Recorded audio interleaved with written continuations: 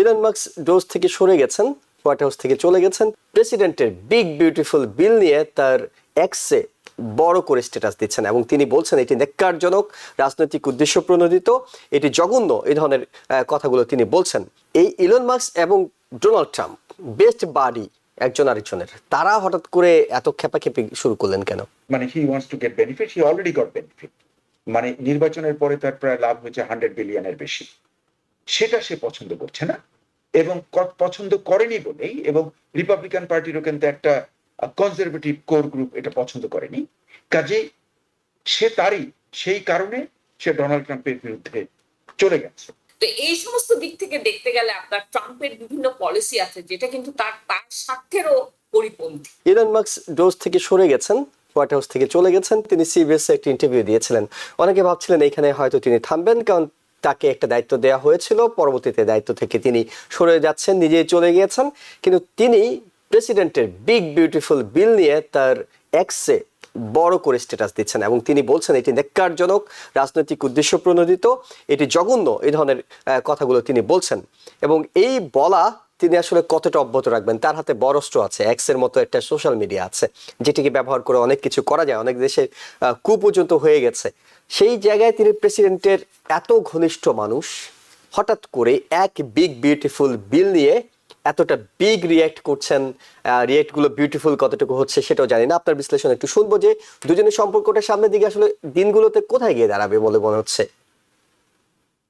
খুব ইন্টারেস্টিং এই যে বিলটা যদি আপনি দেখেন, মানে আমি মানে পুরো ডিটেল, আমি একদম পুরো যেটা মানে মানে 1000 পৃষ্ঠার এগুলো আমি পড়িনি, কিন্তু এর যে সামারি আমি দেখেছি বিভিন্ন জায়গাতে, তাতে একটা জিনিস ব্যাপার যে এই বিলের ভিতরে বিভিন্ন এলিমেন্ট আছে যেখানে কনজারভেটিভ লাইক ইলন মাস্ক সে সেটা পছন্দ করছে না।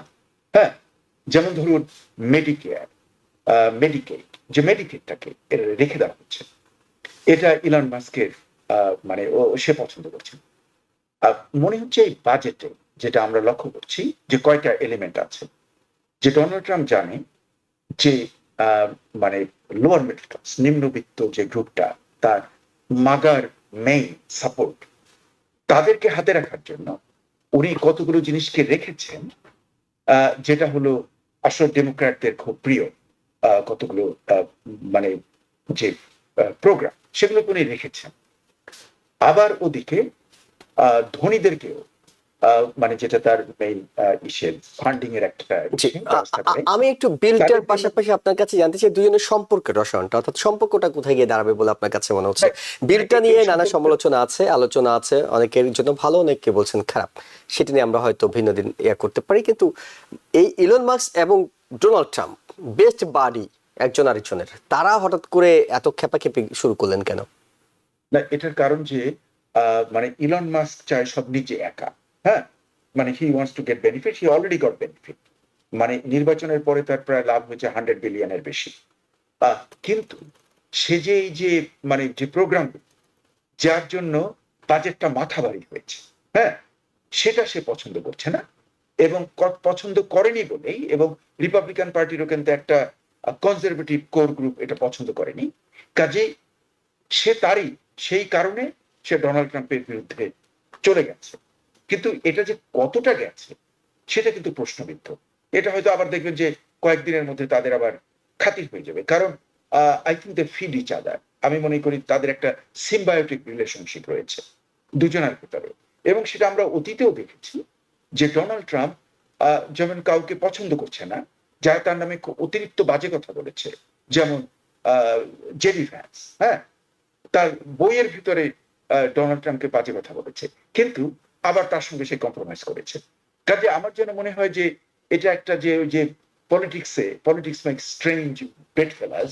কাজে আমার যেন মনে হয় যে আপাতত এদের মধ্যে একটা সংঘর্ষ দেখা গেল, এটা মানে কতদিন এটা টিকবে সেখানে আমার সন্দেহ রয়েছে। এটা it could B a good match again. কাজেই এ সম্পর্কে খুব আমরা যেটা বিশেষ করে ডোনাল্ড ট্রাম্পের যেটা দেখছি যে সে কিন্তু যাদেরকে পিক করে তারা একটু দুর্বল হয়ে গেল। হ্যাঁ, মানে বন্ধু হলেও সে কিন্তু একদম তাদের উপরে চটে যায়, কম্প্রোমাইজ করে না। আবার যদি দেখে খুব শক্তিশালী, তাহলে সে আবার তাদের সঙ্গে লাইন করে ফেলে। যেমন জেডি ভ্যান্সের সঙ্গে খাতির করার পিছনে ছিল মানে প্যালেন্টিরের যে পিটার থিয়েল ছিল মেইন থিং।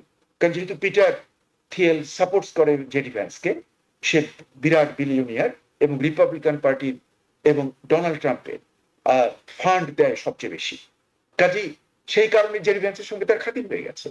কাজেই মানে কি যে ব্যাপারটা সেটা আরো খোলাসা হবে, আমরা এখনো শিওর বলতে পারি না। তবে আমার স্পেকুলেটিভ হলো যে তারা আবার বন্ধু করতে হবে।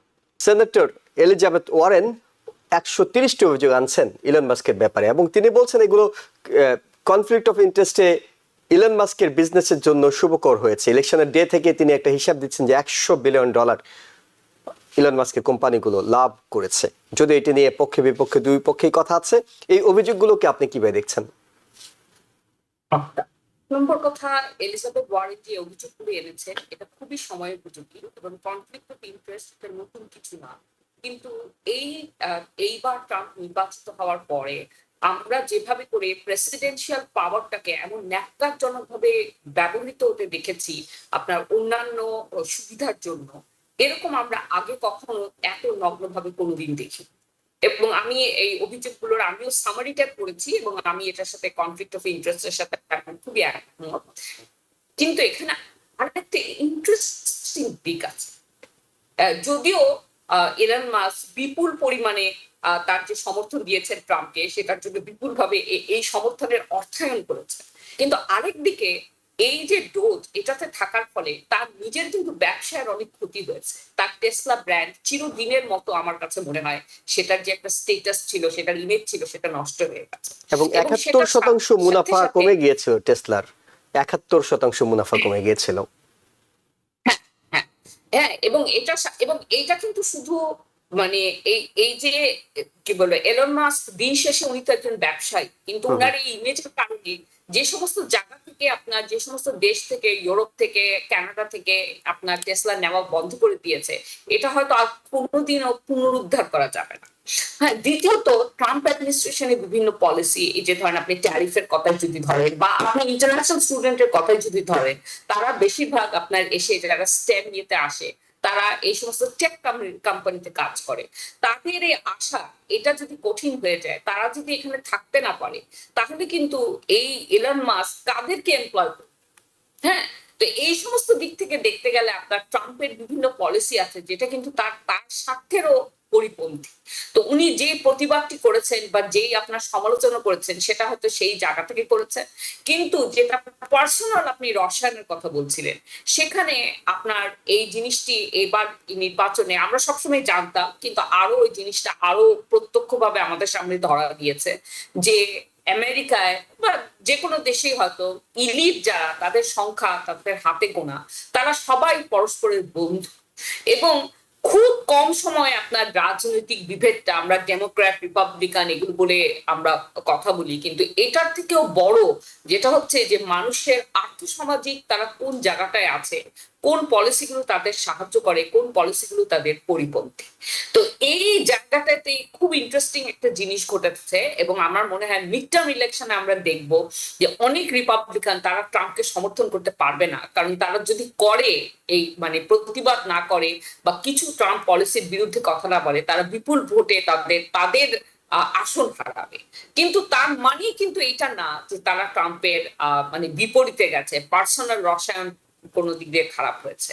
তো এই জায়গাটা একটা খুব একটা ইন্টারেস্টিং জায়গা এবং আমিও খুব উৎসাহ নিয়ে অপেক্ষা করছি যে মিড টার্ম ইলেকশনে তখন আমরা কার থেকে কি কথা শুনবো। এখানে আমি একটা জিনিস আপনাকে আমি বলছি যে আপনি যদি মানে ট্রাম্পের মানে এখন যে রিপাবলিকান সেনেটররা আছে তার মধ্যে আইওয়ার সেনেটর, তিনি টাউন হলে গিয়ে যখন এই বিলের পক্ষে কথা বলছেন তখন তার তার মানে কনস্টিটিউয়েন্ট এরকম বলেছে যে এই বিল যদি পাস হয় তাহলে তো মানুষ মরে যাবে। তখন সেটার রেসপন্সে উনি বলেছেন, হ্যাঁ একদিন আমরা সবাই মরে যাব। তো মানে তাদের যে মানুষের প্রতি এমপ্যাথির যে অভাব, হ্যাঁ, এবং তারা এই তাদের নিজেদের আকর্ষণ নিয়ে তারা এত কনফিডেন্ট যে তারা এরকম কোনো কথা বলতেও দ্বিধা করেন না। কাজেই কিন্তু এখানে যেটা আমি বলছি যে দুটা দিক আছে। একটা হচ্ছে যে ব্যক্তি ট্রাম্পকে সমর্থন করা, একটা হচ্ছে ট্রাম্পের পলিসিকে সমর্থন করা। কারণ ট্রাম্পের পলিসির ফলে এই পলিসি গুলো আপনার বাজেট, তারপরে ট্যারিফ, এগুলোর ফলে কিন্তু সাংঘাতিক রকমের অর্থনীতিতে এবং পুরো সমাজে অনেক আপনার নেগেটিভ ইম্প্যাক্ট হচ্ছে। নিউ ইয়র্ক থেকে সম্প্রচারিত TVN 24 টেলিভিশন বিশ্বজুড়ে বাঙালির কণ্ঠস্বর।